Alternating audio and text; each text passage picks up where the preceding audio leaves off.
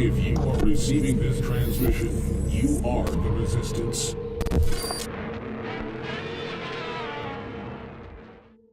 And there you have the axe work of the incomparable Keith Richards kicking it with the Rolling Stones. So if you were paying attention here at Infowars last year, we told you about the woman, Fiona Hill, who had emerged as a top deputy to Trump National Security Advisor H.R. McMaster. We already laid out for you General McMaster's ties to a nonprofit financed by the Rockefeller Foundation, the Ford Foundation, and yes, George Soros. And then we zeroed in on Fiona Hill, who actually can be tied directly to George Soros's Open Society Institute. What would a George Soros operative be doing working inside the Trump White House? Well, now it can be revealed. Several media outlets this morning report, as we said at Infowars at the turn of the year, that H.R. McMaster's discussions and communications with Susan Rice, the Barack Obama National Security Advisor, and McMaster's publicly clearing Rice in the so-called unmasking scandal infuriated President Donald Trump.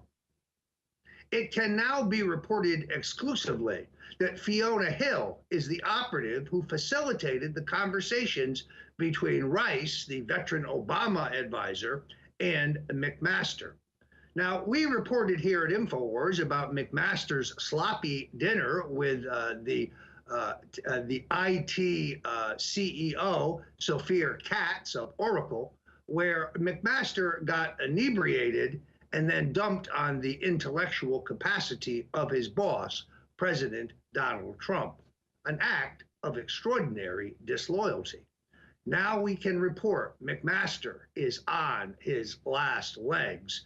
The question is, will the president, as he did in the case of the choice of his economic advisor, do the right thing and choose someone who's in line with his anti-interventionist, non-deep state goals? Or will he be lulled by his son-in-law and his daughter and others into appointing another courtier who claims to support the Trump agenda, but who is indeed, like McMaster, a dedicated globalist? Once again, we can roll to this tape and show you how it was we here at Infowars who gave you tomorrow's news then. We revealed the fact that George Soros has infiltrated the Trump White House with one of his own. In fact, a woman named Fiona Hill, now working for the National Security Council, served in his as an advisor to his Open Society Institute, which is the mechanism that George Soros uses to overthrow foreign governments.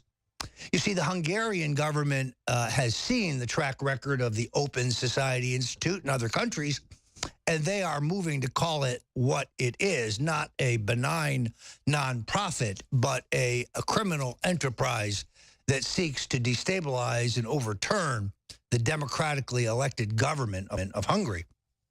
And this woman, Fiona Hill, improbably working for the Trump administration, served in the as an advisor to the Open Society Institute for 7 years. She has a lifetime membership in the Council on Foreign Relations. She is a Harvard graduate. Does this sound like somebody who should be serving in the Trump White House? And there you have it. I mean, I think we get right to the point. We have been on top of this story, and we will stay on top of it. The real question now, Owen, is who will take McMaster's place? I believe that his fate is sealed. I think he will be gone soon. Remember, we predicted last year that Secretary of State Rex Tillerson would be gone by the end of the year. Then at the end of the year, we amended our report to say that after a dinner with Secretary Mattis, General John Kelly, the White House Chief of Staff, in General McMaster, the NSA advisor, that the departure of Rex Tillerson was delayed by 3 months. We called it right on the nose. Well, that's why we are tomorrow's news today. And in fact, in this case, Roger, you were next year's news today. This is just what we do here at Infowars.com. Look at all the angles, and then we have the courage to report it. We did put out a poll today at War Room Show on Twitter. Who do you think is the next to go from the Trump White House? And shockingly, our audience so far thinks Jeff Sessions is the next to go. Now, that could change as he's neck and neck with General McMaster, and as you're reporting on McMaster being the next to go, as well as others. But on the Drudge Report today, still at the top of Drudge Report today, he's got Chief of Staff Kelly next on the chopping block. Roger, do you have any intel on that?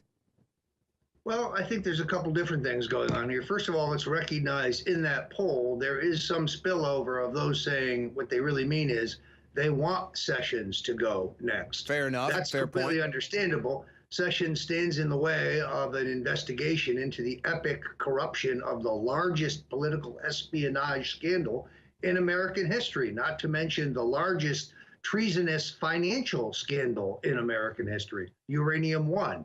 And Jeff Sessions is the man standing in the courtroom door. So I think there's a little bit of sentiment there in that poll.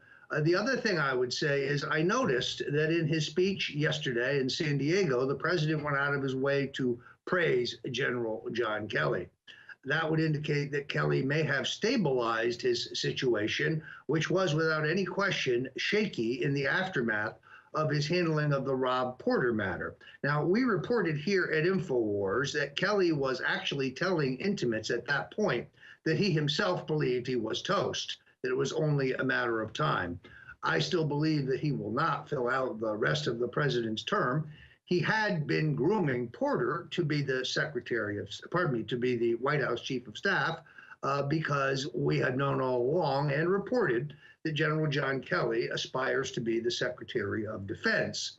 That is what that minuet was all about. Unfortunately, his approval of the promotion of Porter, despite several relatively credible claims of spousal abuse, has come back to bite him in the keister. All right, Roger. Well, we'll get into some of that on the other side. There's some other breaking news actually today. A story from the Daily Caller: Obama DOJ forced FBI to delete 500,000 fugitives from background check database. We're going to have to look into that, see what's up with that. But this news is literally breaking right now. Donald Trump Jr.'s wife, Vanessa Trump, has just filed for divorce. Now, this is apparently going to be an amicable split, and that's all the details we have right now. But the New York Daily News just reporting now, Don Jr.'s wife, Vanessa Trump, is filing for divorce. So you wonder what this might be about. Is this more just fallout from the attacks of the mainstream media on the Trump family relentlessly? We'll get into that on the other side with Roger Stone. This is The War Room. If you are receiving this transmission, you are the resistance.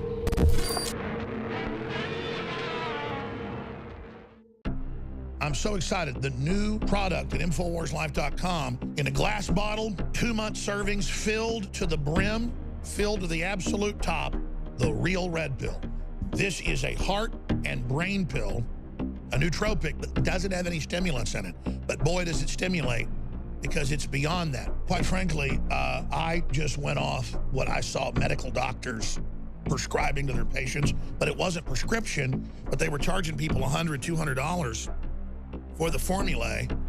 And I came up with our own formula, working with some scientists and developers, non-GMO, made right here in America, 120 capsules.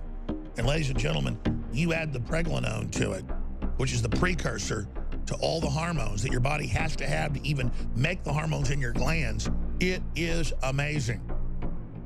Red pill, now available at InfoWarsStore.com, and your purchase funds the operation.